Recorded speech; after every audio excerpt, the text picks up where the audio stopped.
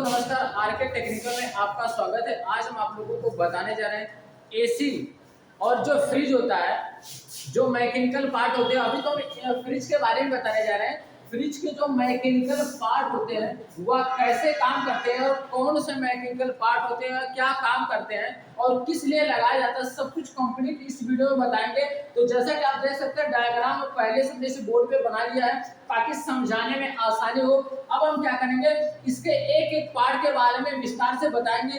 यह video last तक देखते रहिएगा। तो जैसा कि आप देख सकते हैं, यहाँ पे जो डायग्राम है, इस डायग्राम में यहाँ पे देखेंगे फ्रिज के मैकेनिकल सिस्टम साइकिल। आप साइकिल भी कर सकते हैं, मैकेनिकल सिस्टम भी कर सकते हैं। तो फ्रिज के जो मैकेनिकल सिस्टम होते हैं, जैसे देखिए कंप्रेसर हो गया, कंडेंसर हो गया, फिल्टर हो गया, ट्रांसलेटर हो गया और एवापोरेटर हो गया।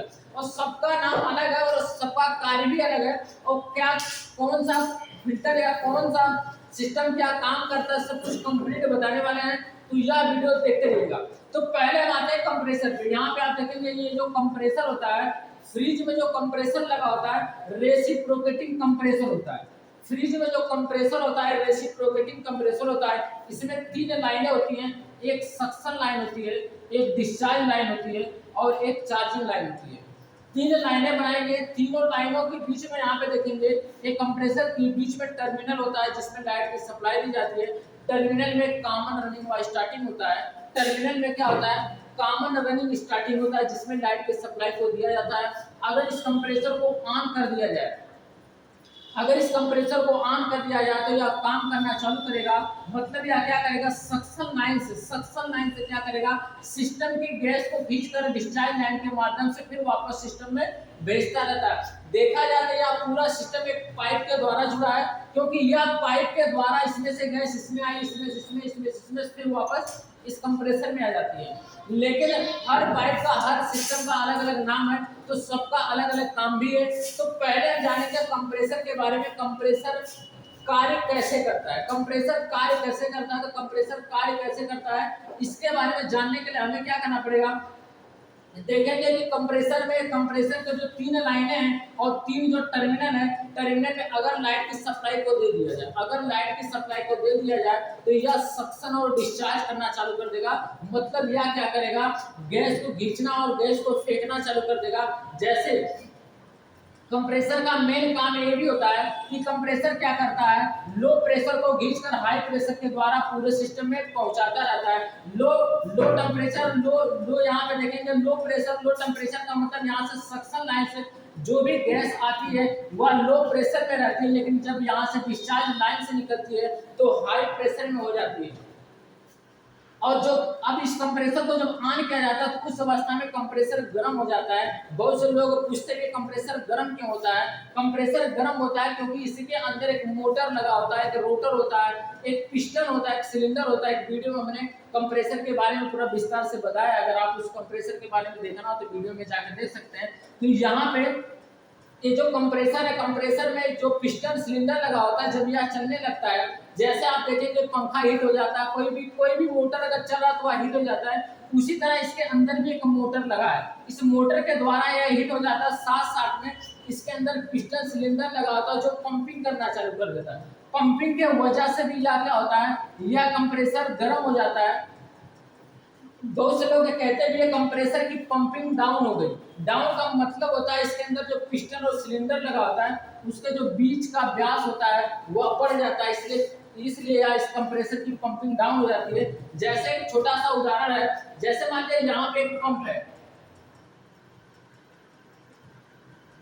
यहाँ पर हम एक पंप बना दे रहे हैं। पंप लगभग सबको पता होता है। यहाँ पे पंप बनाएंगे, पंप में आप देखेंगे यहाँ पर इसमें एक पाइप लगा दिया जाता है जिससे हवा को भरा जाता है। यह पंप में यहाँ पे ऊपर सक्शन होता है और नीचे डिस्चार्ज होता है। सक्शन का मतलब होता है यह हवा को अंदर खींचना, डिस्चार्ज का मतलब होता है जो बाहर करता है। डिस्चार्ज का मतलब होता है बाहर करने का मतलब यहाँ से जब कंप्रेसर, जब या मतलब जब पंप को अगर पंपिंग किया जाए, मतलब इसको जब चलाया जाता है तो इसके नीचे का पूरा व्यास क्या होता है, गर्म हो जाता है। क्यों गर्म होता है, क्योंकि इसकी पंपिंग के द्वारा गर्म हो रहा है। इसकी पंपिंग के द्वारा जब हवा भरा जाता है तो यह पूरा सिलेंडर गर्म हो जाता है। उसी तरह कंप्रेसर के अंदर भी एक पिस्टन और सिलेंडर लगा होता है। या जब बहुत तेजी से चलता है तो कंप्रेसर गर्म हो जाता है।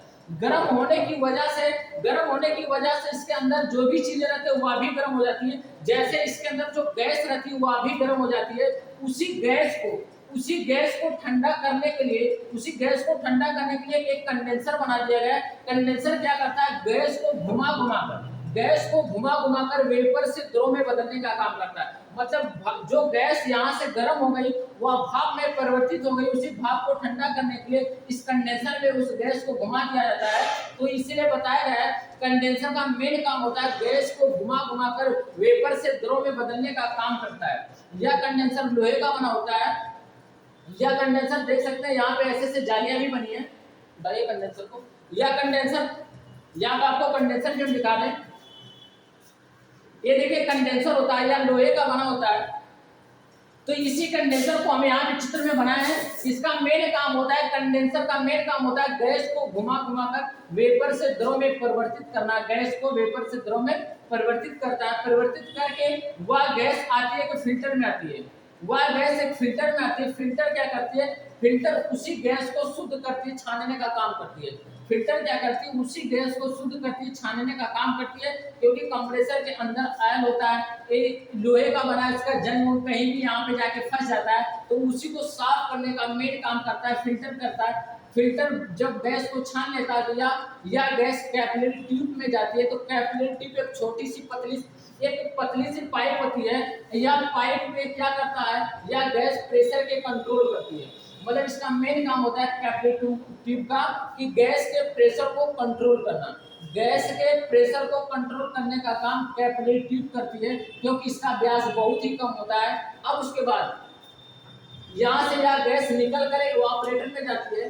इवापोरेटर का काम होता है गैस को द्रव से वेपर में बदलना। यह क्या करता है, इवापोरेटर गैस को द्रव से वेपर में बदलना। मतलब यहाँ तक आते आते गैस पूरी ठंडी हो जाती है। वह ठंडा होने के बाद फिर क्या करती है, फिर द्रव से फिर वेपर में बदलकर फिर वापस सक्शन लाइन के माध्यम से फिर कंप्रेसर में आ जाती है। अगर देखा जाए तो इवापोरेटर का मेन काम होता है गैस को घुमा घुमा के वह क्या करता है, द्रव से वेपर में बदलने का काम करता है। साथ साथ में वह क्या करता है, सिस्टम के अंदर रखे हुए खाद्य पदार्थों की गर्मी को खींचकर उसके अंदर कूलिंग के प्रभाव को छोड़ने का काम करता है इवापोरेटर क्या है, इवापोरेटर एल्युमिनियम का बना होता है। इवापोरेटर एल्युमिनियम का बना होता है, इसलिए वह बहुत जल्दी गर्म भी हो जाता है, बहुत जल्दी ठंडा भी हो जाता है। यहाँ पे आपको देखें यह इवापोरेटर होता है, ये इवापोरेटर है। इवापोरेटर एल्युमिनियम का बना होता है। यहाँ पे आपको दिखाएं कि इवापोरेटर को 3-4 नामों से जानते हैं। जैसे देखिए इवापोरेटर हो गया, एक फ्रीजर हो गया, कूलिंग कॉइल हो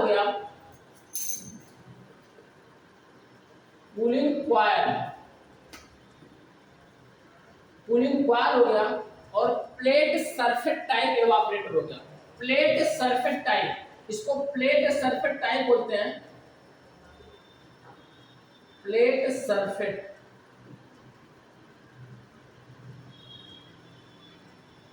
type evaporator, plate surface type evaporator होता है। इसको 3 नामों से जानते हैं, 4 नामों से जानते हैं। जैसे इवापोरेटर हो गया, फ्रीजर हो गया, कूलिंग कॉइल हो गया, प्लेट।